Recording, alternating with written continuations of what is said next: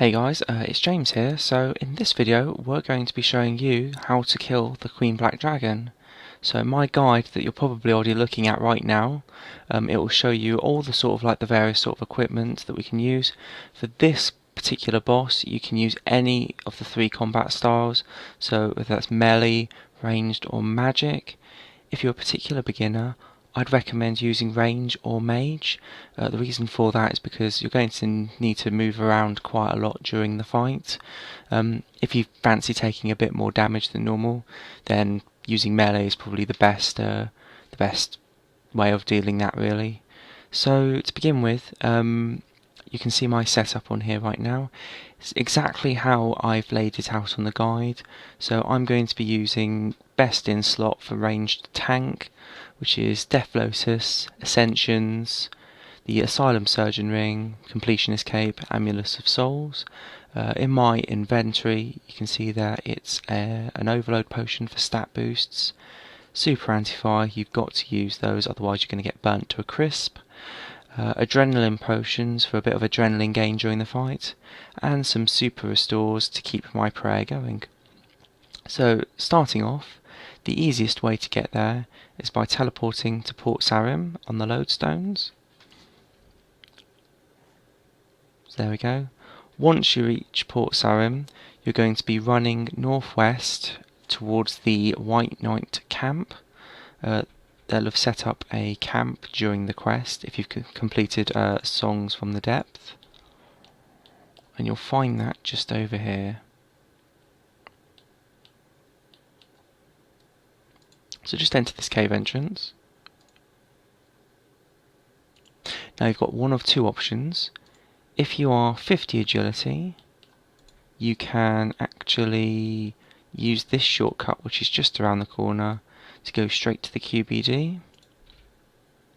Otherwise you'll just need to run down run down the cave essentially.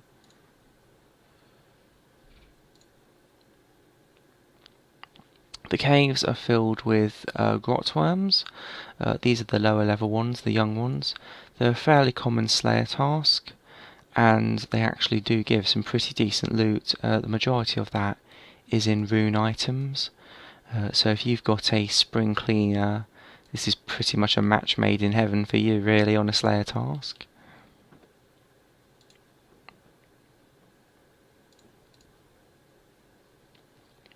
Just continuing down the cave.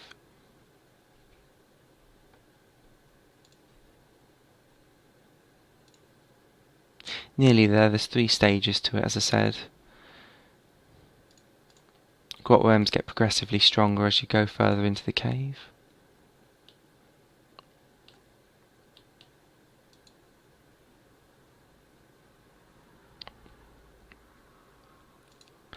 And then this should be the last bit. You should see the mature grot worms in this last area.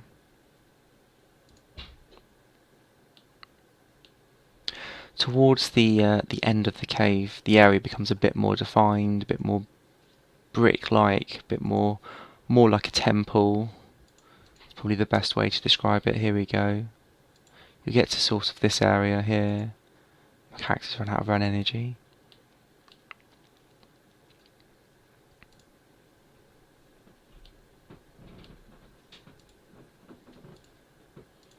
Okay, and it's this stage you'll encounter the summoning portal.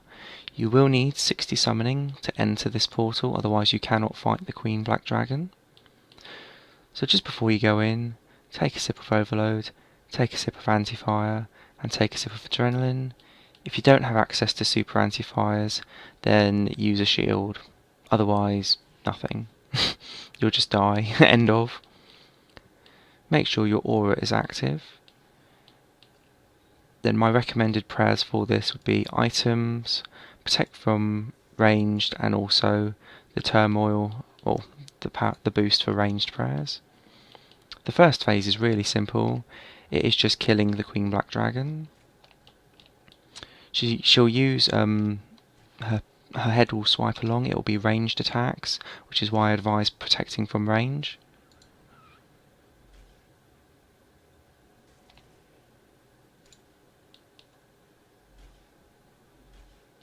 Once her health depletes at the top, click the middle artifact and then stand just to the left of it like so. When this happens, walk through it and the wave will hit itself. So the ghost is now ghost hits itself essentially with its own attack, and you're spared the damage.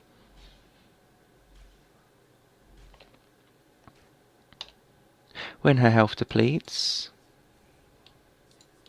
you'll need to run along this energy platform and tag artifact number 2. Then run off as quickly as possible, otherwise you'll be taking damage of 1500s.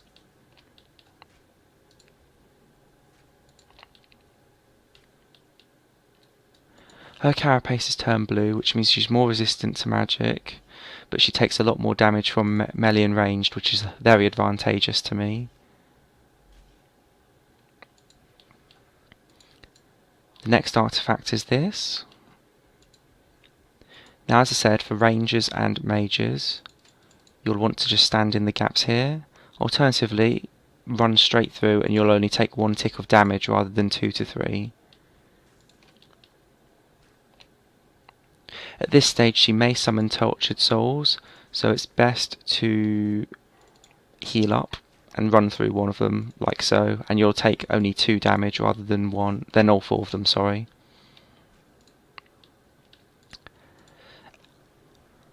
That's her super fire breath. She can do a lot of damage with that. Luckily it was towards the end of the battle, so she didn't manage to hit me with that.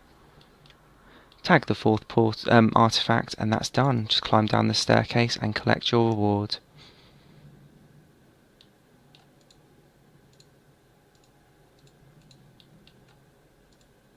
So in this run I've got some snapdragon seeds, some food. You'll always get dragon bones, dragon hide and royal bolts. I'm going to bank those. I'm going to do one more kill just to demonstrate. So I'm going to right click on this and select quick start.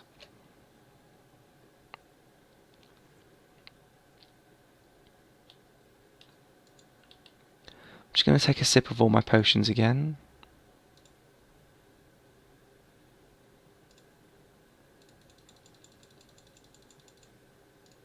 Use the same prayers as before.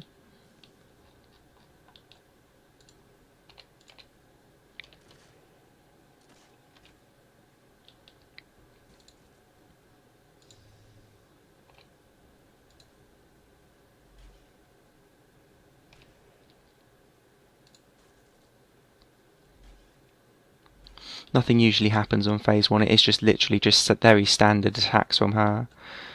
Select the artifact as quick as you can. If you don't, then some grot worms will convulge out of her mouth. So here's a great example of these fire waves. Find the gap and stand in the middle to avoid taking damage. Fortunately I didn't get it that time. If you find yourself in a position where you won't reach it in time, just run straight through.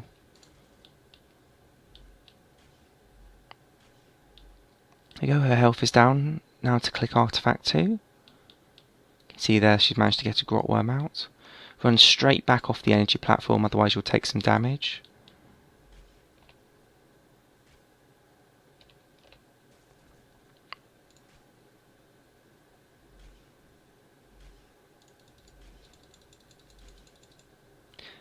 Run there. Unfortunately I did miss that, only one of them hit. She's turned blue again, which means I can hit a bit more damage on her. You can choose to kill these, but I prefer not to. Click artifact 3 when she's damaged. And then run straight back off the platform as soon as and continue attacking. Make sure you stood to the side so that you avoid the majority of the damage from a super anti-fire, the super fire breath even. Otherwise you'll take nearly 2000 damage per hit. She's now healing her minions, off her minions even, so it's best to kill them, otherwise she'll regain HP. And her health is depleted, so time to tag that last artifact, and it's done. I think she fell asleep a bit too quickly there.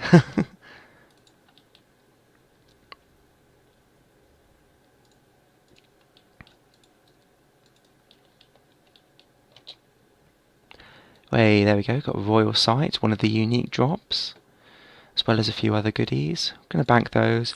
I'm going to do one more.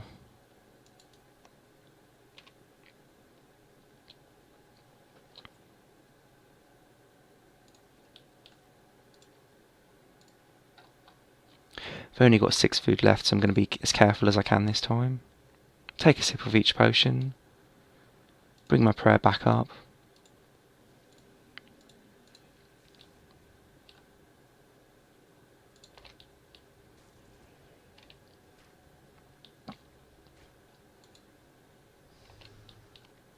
Find the gap, run in there.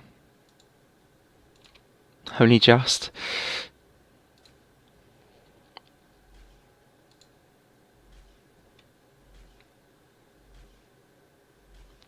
Tag the first artifact. She managed to get a grot worm out that time. You'll see the messages down there. The reason why I tell you to stand next to this artifact is purely and simply because one of the gaps are there, so it's really easy to avoid the gap. Ah, I missed that one.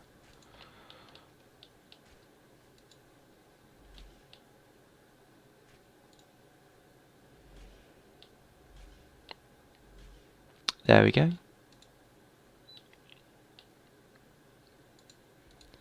Then straight back off.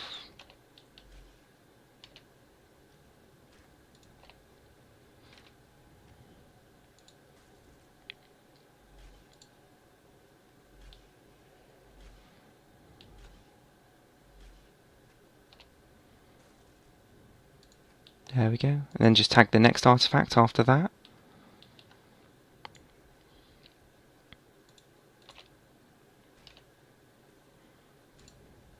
Here we go, we need to eat up. Run through one of these diagonally.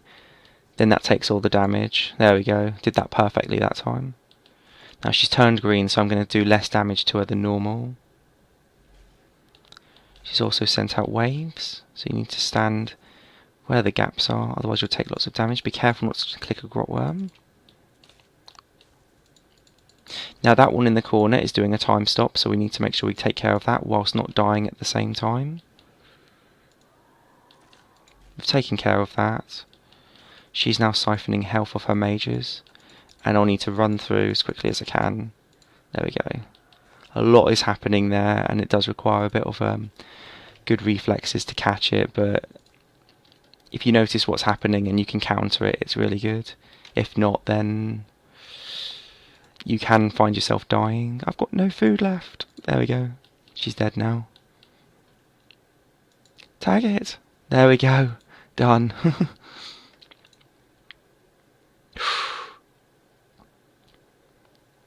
I'm not supposed to be taking damage after clicking that last artifact. Jagex, they patched that, so that's not supposed to happen.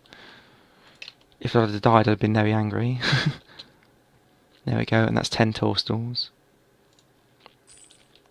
Brilliant. Well, I thoroughly hope you guys enjoyed that. And I'll catch you on the next video. Take care. Cheers. Bye.